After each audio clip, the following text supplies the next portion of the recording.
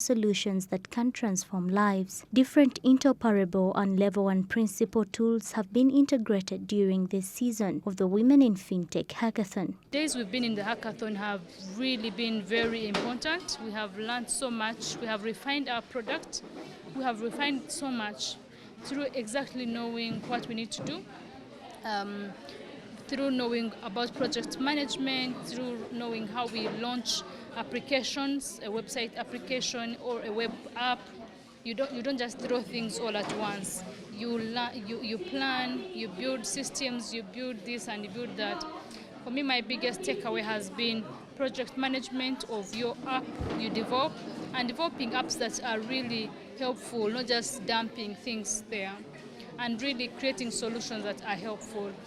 We have been taught so much about level 1 principles, developing solutions which incorporate the level 1 principles. We have learned about tools which we can incorporate in our systems like the Mojaloop, which helps ease transactions. We have really learned so much. Each team pitched their product solution before the juries: Damalisali, Innocent Kawoya, the Mojaloop team, Modusbox team and the Crosslake Tech team. The best teams look forward to walk away with prizes tomorrow at the Women in Fintech Summit.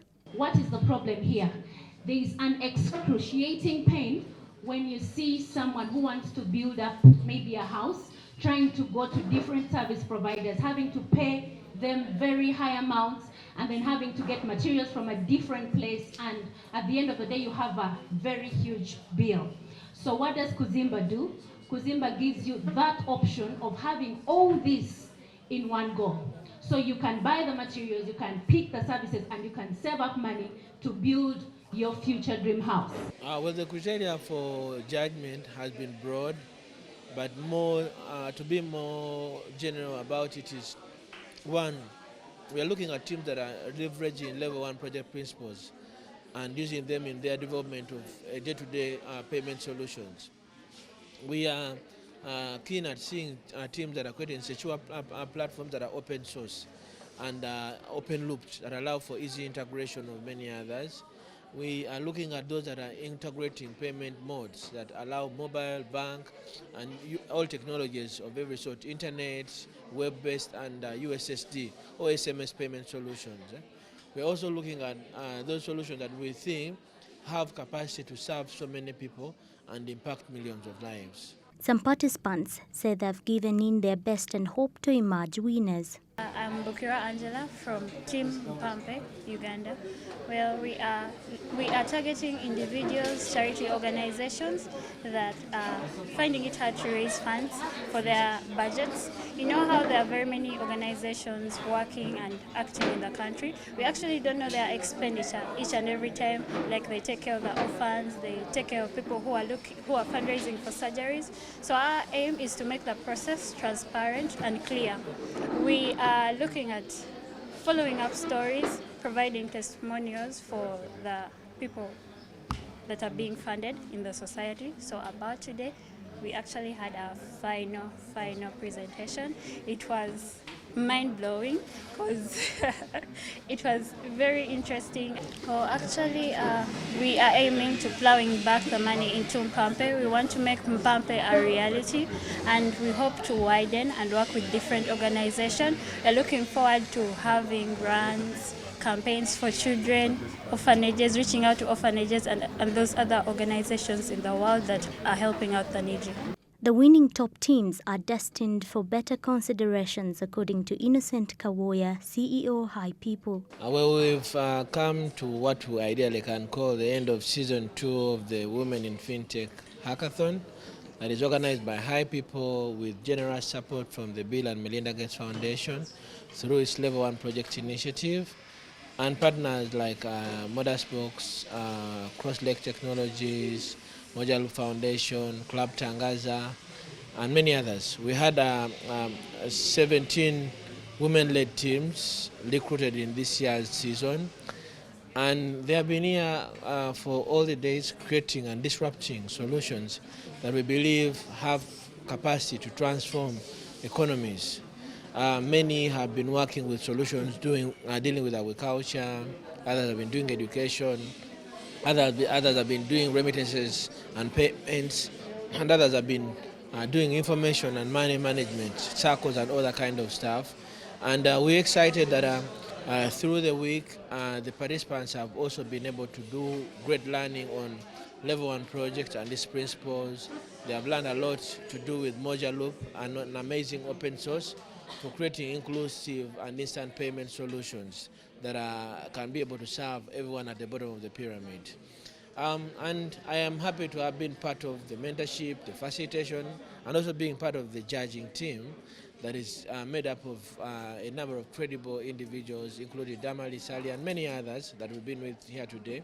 Very thankful to our facilitators of Cleo and Simon that have done a very great job. And we have come to the end. Tomorrow, the winner is going to be announced, but from my point of view, every single team that has been a part of this has really exhibited great capabilities, and they're winners in my own view. And I've personally offered to do mentorship and supervision for all the teams for a whole year going forward. We are creating a WhatsApp group where we're all going to communicate free of charge.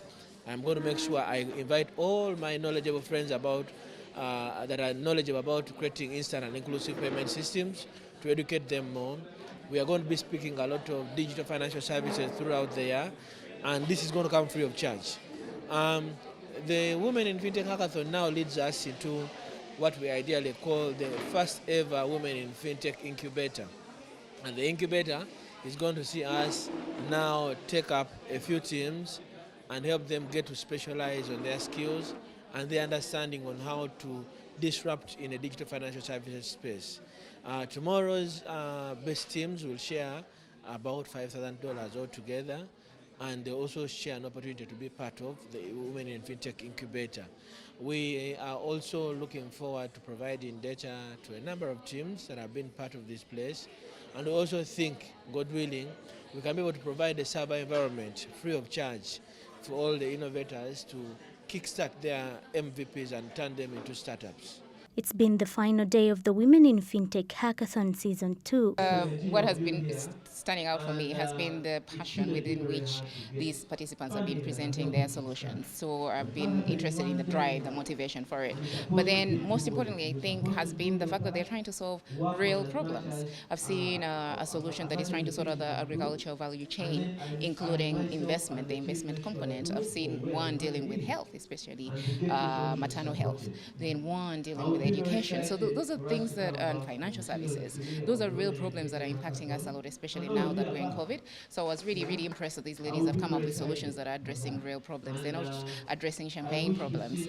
So they're addressing real problems. But then also impressed that within just the 5 days, has it been 5 or 7 days, they've been able to come up with actual apps that I, who is not a techie person, am able to say, okay, show it to me. How do I download it on my phone? How can I use it? So that has been really impressive, because I thought it was going to be a techie discussion where they tell me, technical words that I don't understand. But they've been able to move from training to actually develop something that I can see, I can use as a beneficiary, as a user, as a consumer of tech, because I am not necessarily a techie person, but I consume technology. So that has been really helpful. And I like that most of them also were developing solutions that are addressing access.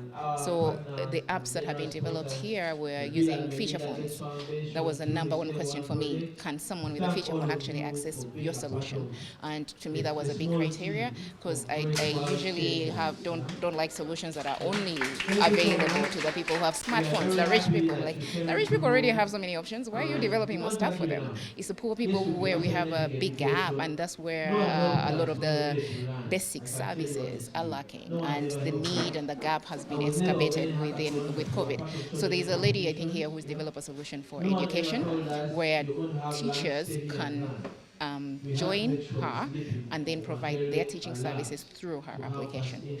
Given that how many kids haven't been going to school and how many teachers have been then unemployed, I feel like such a solution helps us to deal with, one, the unemployment problem and income problem, and then also the lack of education for our kids for the last 2 years. So those are the kinds of solutions that I think for me stand out for me. And to me, that has been my criteria. Like, is this solution providing, solving a real problem for real human beings, or is it just a champagne problem solution?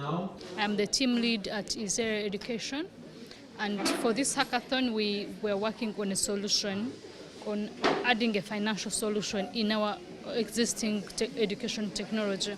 So we first came with EduBank, but through guidance we are guided that bank is so ambiguous and a bit ambitious, and it has so many hoops to jump for it to operate a digital bank.